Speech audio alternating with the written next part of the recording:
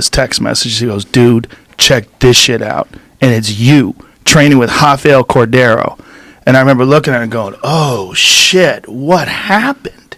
What happened? Because the last time you were in here, you were talking about how you didn't want to work out. Yeah. Because it would ignite the ego. Hey, let's talk about that, too. So, I was discussing with my wife something about me being overweight. You know, when you have to, sometimes want to complain on your wife, you want to take it out on her in some kind of perspective. And she said, well, why don't you just get on this treadmill for 15 minutes a day? I said, she said, just 15 minutes. So it went from 15 minutes a day to 2 hours a day. And that's what you were worried about. Yeah, exactly. But I was complaining about my weight, and so I don't know. I guess I tried on some clothes and it was disastrous. And so I was worried about my weight. And she told me the 15-minute route, and it went 2 hours a day. And I just started losing weight. And then somebody, my brother-in-law, said, hey, Mike, man, I know you're not going to win. But somebody said, would you fight this guy for like $40 million or $30 million bucks? I said, man, get the whoa. I said, oh. Then I said, ding. I was just getting ready to get the fuck. I said, whoa. And I said, like, well, who would they like me to fight? And he said, 1 minute. And they called, then it's Bob Sapp. I said, okay. And so I'm saying to myself, well, I know Bob. And I said, ho. Because I know Bob is big and strong. I said, ho, 1 minute. How would they like me to fight him? Can I fight him under the Marcus of Queensberry rules? And he said, 1 minute, Mike. He asked the guy. The guy said, yes. I said, I'll fight him. Right? And so it was Bob Sapp was the first one that was brought up. Yeah. And so for people who don't know Bob Sapp was a giant fighter in Pride. Yeah. At one time, he was like 375 pounds. He was fighting all the kickboxers. Solid muscle.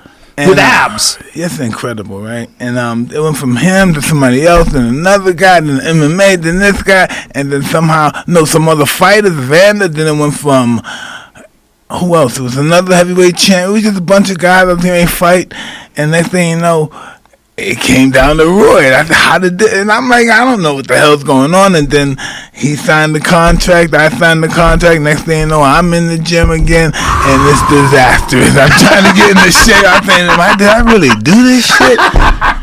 Oh.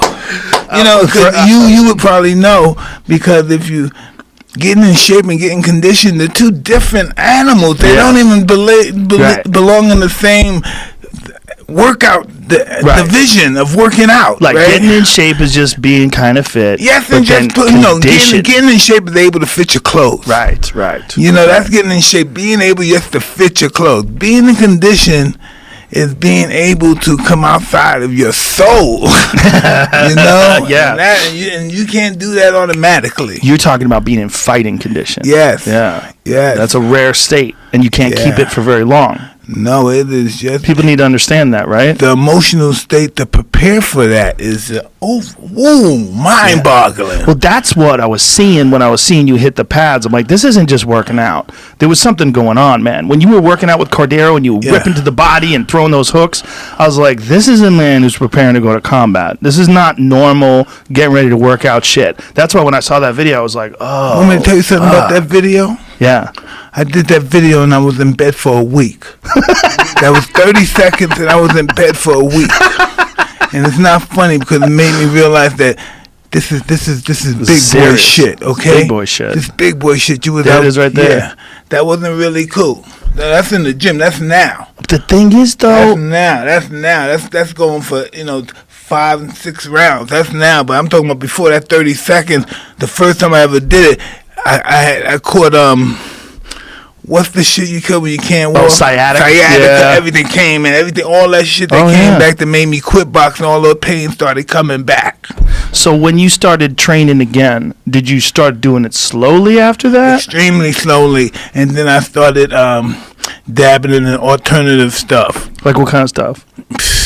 Cryotherapy type shit? Cryo, stem cell research and therapy, and some other interesting stuff that I just don't know, and it's just beautiful stuff. Like what kind of stuff? I don't know, hyperbaric chambers and just everything to help you recover. It's really interesting. It is. Well, I saw you when you walked in today. I was like, God damn, you look good. You look good, dude. Hey. Like, your muscles look good. You look like you're vascular. You look fit.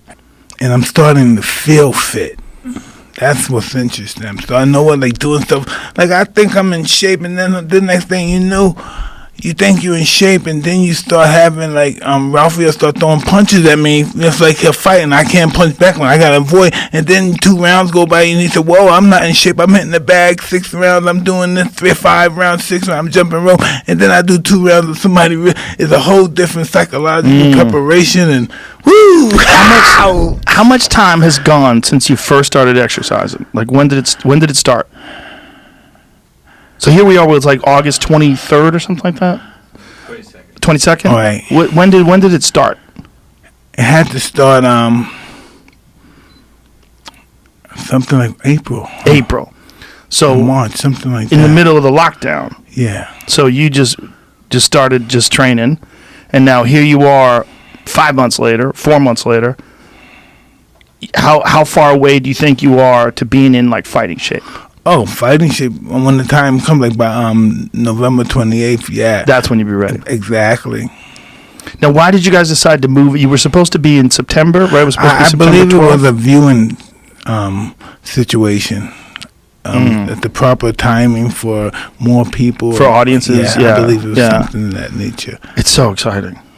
It's going to be awesome because it's going to be me and everyone else that's involved, Eros and everyone, innovations, and we're going to start off the Legends Only League, and that's going to be really breathtaking, especially starting off with me and Roy. Yeah. And I'm looking forward to that. It's going to have athletes from every genre. It's an array of everybody who believes there's someone.